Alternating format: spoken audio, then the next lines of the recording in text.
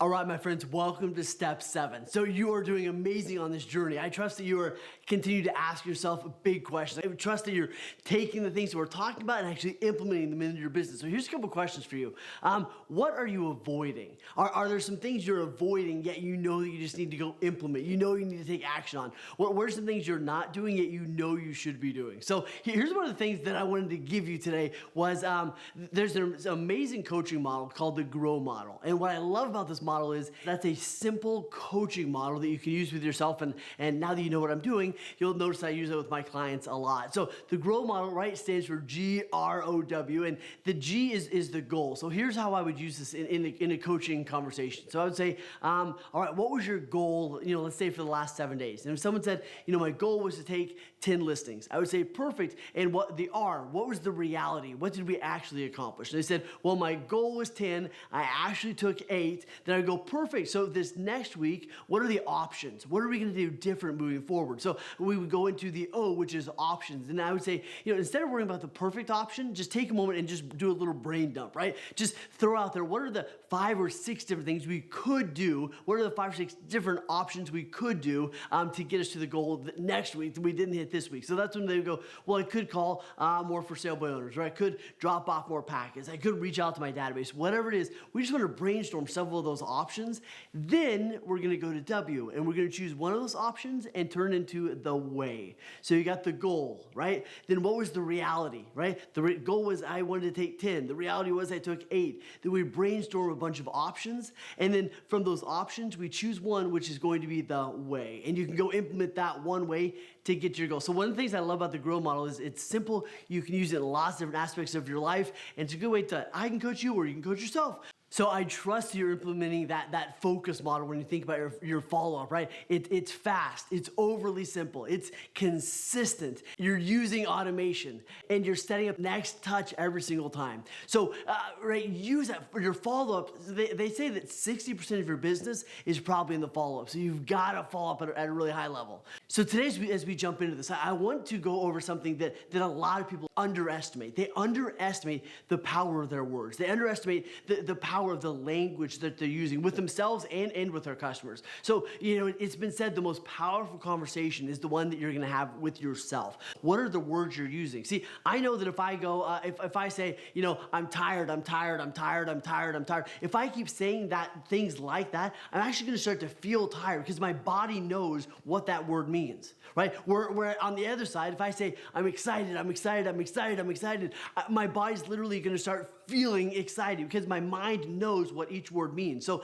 my question for you is, are you intentionally using powerful words? And I'm going to run you through a couple different ones. So I'm going to give you the word that we should use and the one that we're going to release. Sound good? So the first one that really stands out to me is this difference between have to and get to. How often do you hear yourself say, I have to do something? I have to lead generate. I have to go pick up the kids from school. I have to go on date night, whatever it is. We can oftentimes say, I have to do this, I have to do this, I have to do this. Yet the problem with that word is, whenever I say I have to, what I'm saying is I have no control over this. What I'm really saying is I'm a victim of this circumstance. I'm putting myself in that victim seat. So instead of have to, we're going to switch that to I get to. Do you realize how incredible the opportunity you have is, right? You have an opportunity in your business to make an incredible amount of money. You don't have to lead generate. You get to lead generate. Do you know how many people would love to have the opportunity to get to lead generate, to get to make the kind of money you're going to make? It's an incredible opportunity.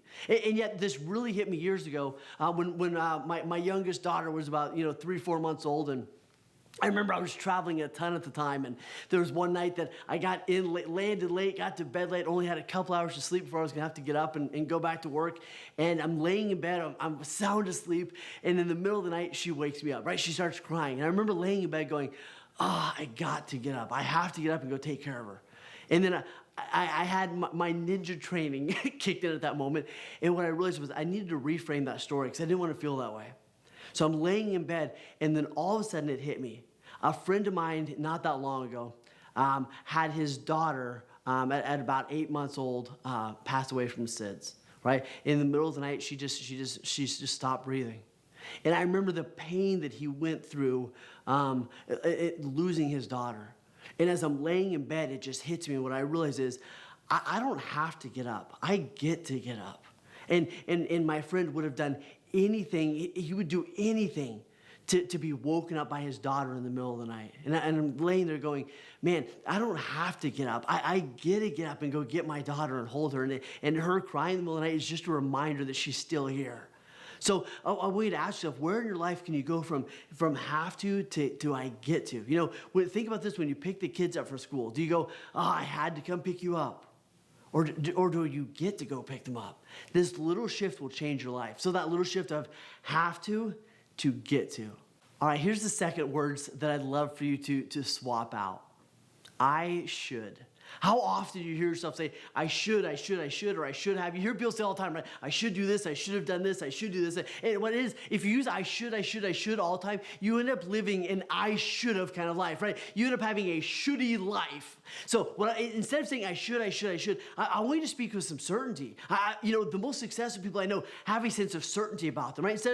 Instead of I should or maybe or I don't know, they go I will or I won't, and add certainty back to life. So get rid of I should, or maybe I will, whatever it is, and make a decision. Get certain in your life. They go, I will or I won't, right? Just make a decision right there so you're not spending all this time and energy and you don't end up living a I shouldy life. Make sense? Right? The other one that is so critical is I can't. And what's funny is, especially those of you that have kids, when our little kid says, I can't do this or I can't do that, it's like a curse word in most of our homes, right? Our little Johnny says, I can't do blah, blah. And we're like, are you kidding me? You can do this, right? It's like we will not allow them to say that word, I can't. And we tell them, we know how damaging that word is. We go, stop saying I can't. You can do this. Let me help you. Let me walk you through this. You can do this. And yet, as we get older, we start using that word over and over, right? I can't do this. I can't do that. And here's the problem. When I say I can't, what my unconscious mind hears is that I lack the ability. See, too often when we're approached with I can't do something, it's because we haven't figured out a strategy, right? And yet when I say I can't, the damaging part about this is if I say I can't, my mind goes, you lack the ability, and it stops looking for a solution. So I'm going to ask you just to release that word. Stop using I can't. Start going I can or I will. I'll learn, whatever it is. How damaging is it to use words like this? Always and never. And most of us have heard this before, yet here's the danger about using words like always and never. Especially, like, say I'm calling realtors, right? And I go, realtors never answer the phone, or people are always mad, or business is always tough, whatever it is. Very rarely is always really always. Are you with me? And yet if I continue to say it's always this way, or I never this, or people are always angry, whatever it is, that will begin to show up in my world, right? So often our language becomes a self-fulfilling prophecy. So what I want you to do is, instead of saying always, right, start using different words. So saying, oftentimes, or it's likely, whatever it is. Stop using those words always and never, and I promise you, it'll open your mind up to different opportunities. Because when I say always and never, I'm really pigeonholing into one specific reality. Does that make sense? All right, here's my favorite one. And this is one that I continue to coach myself on all the time. Instead of saying this is a huge problem, say this is a huge opportunity, right? How often we go, this is a problem, this is a problem, this is a problem, and things become problems. And yet, when I say this is a problem, my mind goes, this is going to be a problem. When I go, this is a opportunity. And the reality is, every successful person I know, when they have a problem, what they tell themselves is, with every problem, there is an opportunity, right? When the market shifts, there's agents that go, this is a huge problem, and they take 6 months to figure out what's going to happen, right? There's other agents that go, this is, the market is shifting. There's always an opportunity, so they spend all their energy and effort, instead of freaking out, they spend all their energy and effort figuring out what is the opportunity, right? So instead of saying this is a problem, go, this is a fantastic opportunity. I don't even know what it is yet I'm going to find the opportunity within this. This last one I think is really close to home. And we've talked in the last couple weeks about, giving your power away. And the true price of happiness is full responsibility. So this last one I think is really critical. How often have you heard yourself say, you make me whatever? Like, especially if maybe there's someone on our team and we go, you know what, you make me so angry, or you make me so frustrated, or they drive me nuts, or they make me so frustrated. And the problem is, when I say you make me, or they make me, or when you do that, it makes me so mad, whatever it is. The problem with that is when I say that, what I'm really doing is I'm giving my power away to that person. I'm saying my happiness is contingent on your actions. And anytime I say you make me or whatever it is, I take my power, I give it to you, and I say my happiness, how I proceed on this journey is contingent on how you show up. What a painful way to live. Now you can say, right, I feel this way, or this happens, it causes me to feel a certain way, and yet you've got to take responsibility for how you feel. If you continue to give your power to everyone else, or when other things happen, you'll continue to live a really rough life. Because if your happiness is contingent on everything around you being the way you think it should be, it's going to be a really tough journey. So stop saying you make me, and take responsibility. I feel a certain way based on my choices, not yours. These are huge. So when we talk about these words, don't dismiss this. These little changes in your vocabulary will make a big difference, right? Okay, so let's move on to this next point, which I think is kind of in alignment. What's the conversation you're having with yourself? Here's what we know. Most people talk to themselves a lot, right? I read a book the other day that said, the scientists say we have about 50 to 60,000 thoughts a day. That's a whole lot of you talking to you. So my question for you is it powerful? What we know is a lot of it is disempowering. A lot of it is self-judgment, is beating ourselves up. So one of the things I would love for you to do is think about what are 2 or 3 phrases? Who are you? One of my favorite phrases is one of my coaching clients actually gave this to me. She goes, I'm smart, I'm resourceful, and I'm resilient. She goes, every single day I get up and I tell myself, I'm smart, I'm resourceful, and I'm resilient. No matter what comes my way, I'm smart. I'm not a dumb person. I know how to do this. I'm resourceful, which means even if I'm lacking the resources, I would go find a way, just like we talked about in one of the last videos. And then the third one is I'm resilient. I might get knocked down, yet I know how to get back up. When you begin to say things like that to yourself, and you begin to know who you are on that kind of sense, it makes this journey so amazing, right? So begin to ask yourself that. And then if you really want to level this up, think about what are some of those statements you use with your spouse or with your kids? What's the language that you're using with them? Do you go, right, you're always late, or you're always this, or whatever? Start using powerful language with them. I love that you're smart. I love that you're caring. I love that you're kind. When you start using those words with them, it's amazing. People will step up to the level of the conversation you have about them. One more thing on this concept of not giving your power away. Let me run you through a scenario. Have you ever been sitting at a restaurant and your food arrives, you start eating it, and it's just terrible. It's exactly not what you wanted, right? So you're sitting there, and who do you start to complain to, right? You start to complain to the people that are with you, right? You start to complain to the person sitting across the table. You say, this is terrible. I don't even know if I can eat this. It's so bad. And then, right, so you're having this conversation, and then what happens? The waiter comes over, and then the waiter goes, how's your food? And how often have you heard yourself say, oh, it's fine, thanks, we're good? What? Are you kidding me? All of a sudden, we're complaining to this person, and yet we're not having the conversation with the one person that could actually fix the problem. With the waiter, the one person that can actually do something about our situation. How often do we do that in our lives, right? How often do we do that in our business, right? Maybe we have our home stager is not doing a good job, or something happened, right? So we go to the people on our team or other agents, and we go, right, I can't believe they did this, and they dropped the ball here, and everything's going bad, and I don't know what we're going to do. And you have all this drama, right? And now, not only do you have an offense with this one person, all of a sudden you've enrolled these unwitting bystanders into your journey. Now, here's what's really messed up about this. Instead of talking to the one person that could resolve this, the one person you really need to confront, or the one person you need to really have a great conversation with, you've unwittingly, right, pulled all these people into your drama. Now, here's what's interesting about this. Then, let's say several days later, you do have that important conversation with that person, right? With that home stager, or with that realtor, or with that lender, whatever it is. You have that conversation. You realize that maybe there was some areas for improvement, or maybe your perception was off, or maybe they did drop the ball and they apologized. What's interesting about this is very rarely, if ever, do we go back to the people that we enrolled in this drama and tell them, oh, by the way, it was actually my fault, or oh, by the way, it was a miscommunication, and they totally stood up. See, here's what I want you to realize. You give your power away when you talk to people about an issue that they can't help with. When you talk to people about an issue that they can't resolve. You gain power when you go, you know what? I'm going to be the person that talks to the one or to the person that can actually do something about this. I'm going to step up, and I'm going to have conversations with people that can make an impact in this. I think the other thing too is on the same line of thought is, where am I having safe conversations?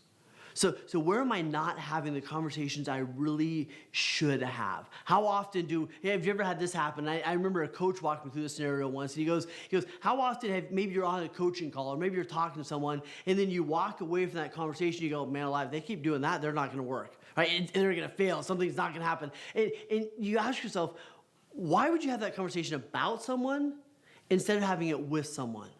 And what that coach told me years ago is, he goes, I made a commitment to always have the conversation with someone that I would have about someone.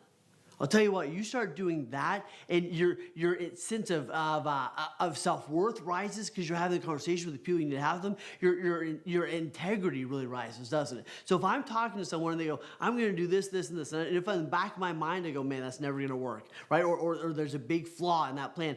I just made a commitment to actually have that conversation with that person instead of about that person. So previously we've talked about power versus force, and how if I push something really hard on someone, they immediately begin to resist it. Whereas if I can enroll someone, if I can ask great questions and bring someone into the conversation, all of a sudden they will engage with me, right? We call it the difference between forcing something and enrolling someone. So here's one of the things I want to talk to you about working with your customers, especially when you're sitting down with your customers, whether you're presenting a listing agreement, whether you're presenting a loan process or a loan option, whatever it is. Here's a couple really incredible distinctions, and several of these come from one of the best books I've read this year, which is Ninja Selling, which is such a brilliant book. And some of these distinctions come from what he put in there. He said, instead of telling, ask. Start asking and stop telling. Instead of pitch, you should probe. So instead of pitching an object, ask great questions so you know what they're really looking for. Another one would be, and this is one of my favorites, instead of pitch,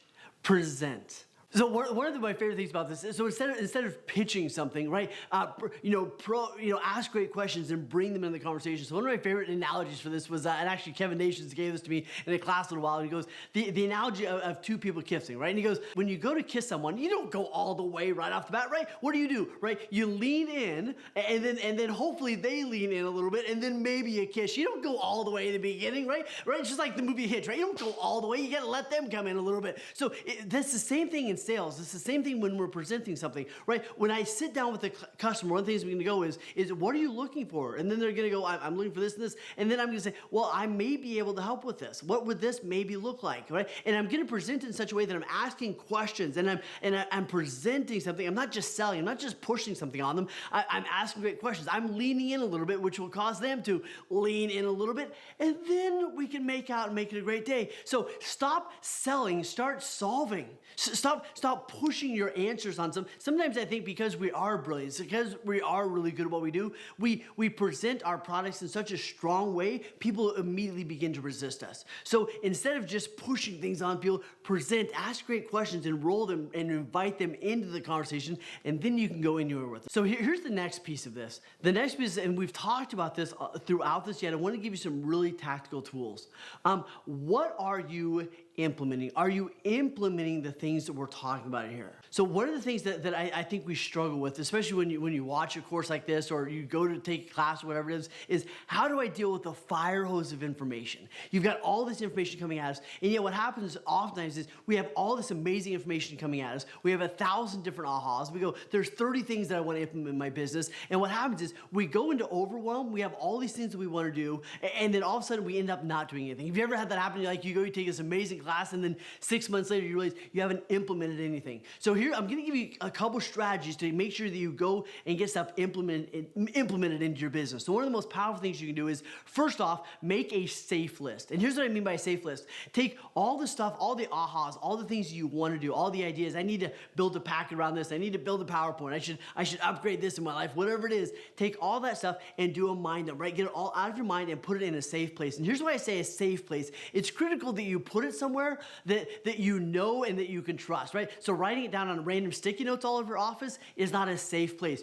So if I don't put it in a safe place, what happens is my mind is still attempting to carry that around. My mind is still trying to remind me on a daily moment basis, going, don't forget to make that packet, don't forget to make that packet, don't forget to make that packet. Yet, if I can take all of those I could do's, right? If I can take all that stuff that I could do and I put it on a safe place, I put it in a list, right? We do shared Google Drives and things like that. If I can take those things, put it in a safe place that I know I can come back to later. It allows me to free up all that mind space. So here's one of the most powerful concepts that's helped me in the last several years is this idea of having a could-do list, then having a should-do list, then having a must-do list. And we've talked about this, and I want you to implement this in your life. So I want you to take a mind dump. Here's all the stuff we've talked about in these videos. Here's all the stuff that I could do.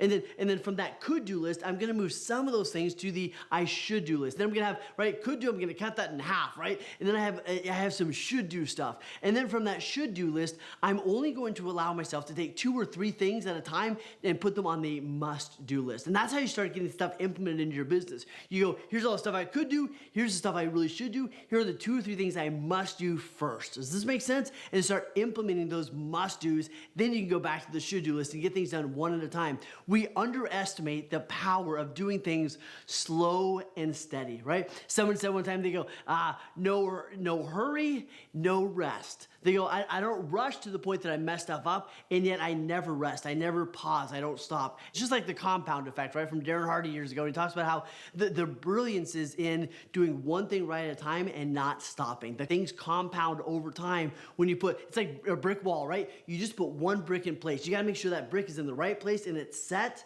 before you do anything else. You try to put 5 bricks in place at the same time, you're going to have a messy wall. It's one at a time, and then all of a sudden you look back and you go, holy cow, I freaking built a wall. One of the things that I really want you to do, put it on this should-do list, is that marketing calendar, right? Having that marketing calendar laid out for the entire year. How am I going to reach out to my past clients or my realtors or my lenders, whoever it is? What am I going to do every single month to reach out to my database? And having it pre-written, having it pre-planned for the entire year to free up so much of that mind space. One of the things that works so often when I'm talking to my one-on-one clients is, where's the opportunity for us to free up some space? Where's the opportunity for us to get stuff out of our mind into a system to free up space so you can be more present, so you can play at a higher level because you're not carrying all that stuff around. Another thing on this concept of implementing, one of the great things you can do is realize that it's not all about you. And what I mean about that is you're not always the person that needs to do some of these things on the list. I remember years ago I was talking to my coach, and I forget what action I needed to take, but I was going through and I was saying, I need to do this, I need to do this, and I need to do this, and I laid out everything that I needed to do, and yet it was, I'm going to do. And I'll never forget, he over the phone, he said, Wayne, the last thing your business needs is more of you. And it hit me like a brick between the eyes. And what I realized was I wasn't leveraging anything out. I wasn't allowing other people in my world to do some of the things that they were best in the world at. Some of the stuff that comes in your life, some of the things you realize, I've got to implement in this business, you're the last person that needs to do this. Right? Some people go, I'm not going to hire an assistant until I have all the systems built in my business. Are you kidding me? You're an incredible salesperson.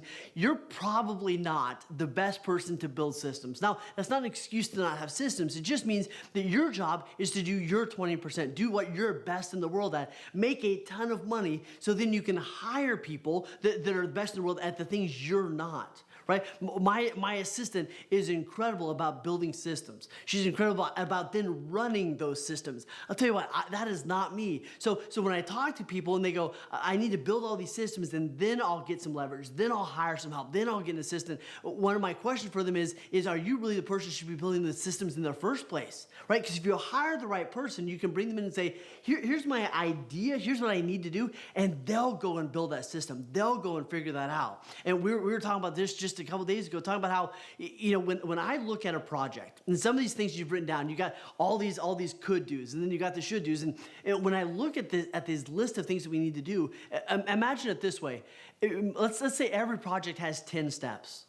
I know that my part of this, when I sit down with my assistant, is to go to walk her through the first 2 steps. We're going to do the first 2 steps together. And the first 2 steps are, right, here's my vision, here's what I think we need to do, here's what I'd like to see in the end. My job is to cast the vision, answer any questions she has, make sure she's clear on where we're headed, make sure she has the resources we need, make sure she knows when I expect to get this done, and then I release it to her. And then what her job is to take that project from step 2 all the way to step 7 or 8. Then my job is to come back in and then we tweak it, right? We do step 9 and 10 together to make sure it's perfect. Yet I know that my responsibility to her and to my team and to my business is to not be involved with step 3 through 7. Did you hear what I said? My responsibility is not to be involved 3 through 7. That's her job. If I've hired the right people around me, I don't have to worry about step 3 through 7 because someone else is doing it, and that empowers me to go do what I'm the best in the world at. So for a lot of us, it's looking at this idea of where can I add some more leverage into my life? Where can I better utilize what other people are amazing at and I'm just not? This isn't an excuse to not keep growing and expanding. It's the realization there's some things that I'm really good at and some things that I'm not so good at. And if I focus on things I'm really good at, I can actually go and create opportunities for other people. When I nail my one thing, I can create opportunities for other people to nail their one thing.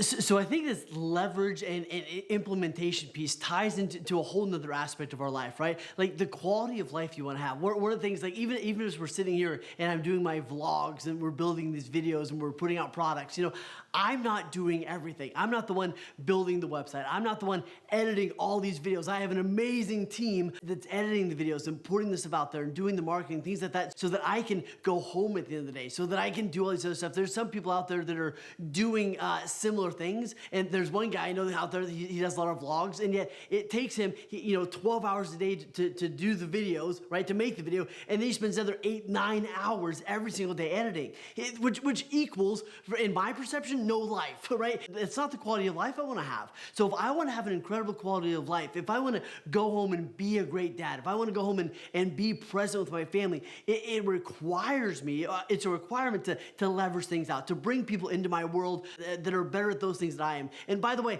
if I was the one responsible for editing my videos and stuff, I mean, either they would either be terrible or never happen, right? They never actually get out there. So it brings us back to this idea of counterbalance, right? What do I have to do to nail my work life so that I can then counterbalance and go be present at home, right?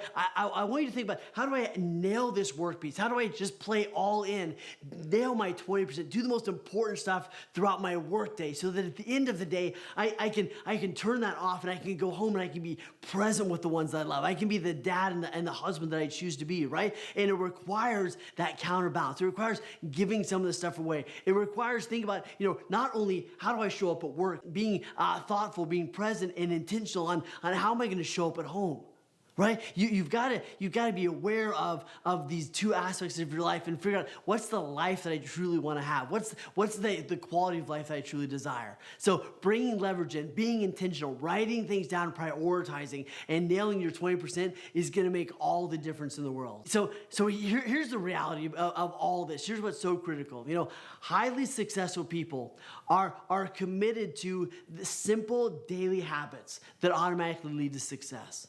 Right? They're committed to, these are the 4 or 5 things I've got to do every single day, and if I continue to do those, success will automatically show up. Figure out what those are, leverage out the rest, nail your stuff, get the right people in your life to do the other stuff, and ultimately, that will lead to success. And that will lead to a life that you truly choose, not a life that you just showed up at. Make sense? All right, so here's my question for you. What actions are you going to take based on what we just talked about? What's the next step for you?